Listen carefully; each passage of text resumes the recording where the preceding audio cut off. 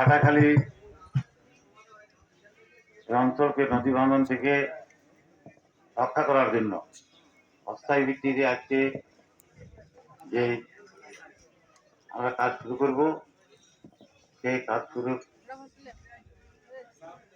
আরম্ভে আজকে এখানে একটা উদ্বোধন করার জন্য অনুষ্ঠানের ব্যবস্থা করা হয়েছে। অনুষ্ঠানের সম্মানিত সভাপতি এই তাদের সাথে যিনি সরাসরি জড়িত, তার তত্ত্বাবধানে এই অস্থায়ী নদী প্রতিরোধ কাজটি হবে। তিনি আমাদের পানি উন্নয়ন বোর্ডের মহাখালী জেলা নির্বাহী প্রকৌশলী জনাব আসাদ গ্রামের।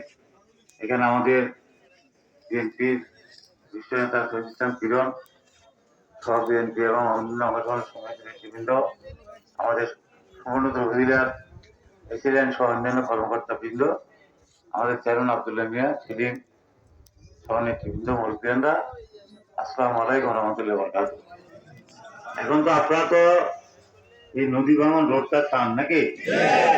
এবং দীর্ঘদিন নদী ভাঙনের কারণে আপনাদের অনেক ভারী ঘর ফিরে, এবং এটার যে গতি এখন রক্ষা করা হচ্ছে, যদি এটাকে প্রতিরোধ করা না যায় তাহলে আমরা যে জনপদ যেখানে এখন দাঁড়িয়ে আছি, হয়তো 1 মাস পরে এই জায়গাটা ঠিক না, হয়তো 1 বছর পরে এই বাজারটাও ঠিক নাকি?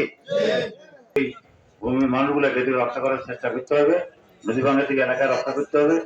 আর আমাদের সরকারের তো তখন আর সুবিধা। যাই হোক, আল্লাহ আমাদের দুইটা আল্লাহ কবুল করছেন। আমি এমপি হয়েছি, বিএনপির সরকার হয়েছে, আমাদের নেতা তারেক রহমান দেশের প্রধানমন্ত্রী হয়েছে, এবং আমাদের এখানে একটা মন্ত্রী পরিষদ এখন আমাদের নাকি, এবং এই পানি সম্পদ মন্ত্রী শহীদ চৌধুরী আইনি, সে আমাদের দলের মানুষ, আমাদের প্রতিবেশী লক্ষ্মীপুর বাড়ি।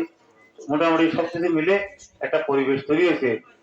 আজকে আমি শুধু এটুকু বলবো, আজকে এখানে অস্থায়ী প্রতিরোধ করার কাজ এই ঘাটে হবে।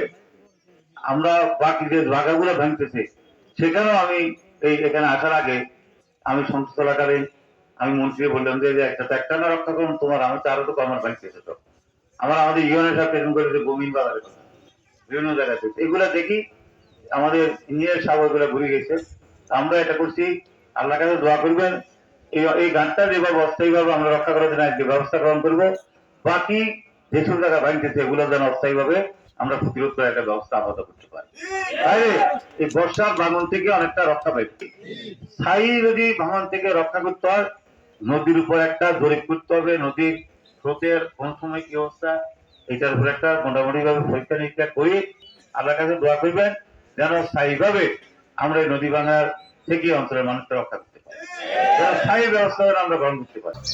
দৈনিক বার্তা, দেশ ও মানবতার কথা।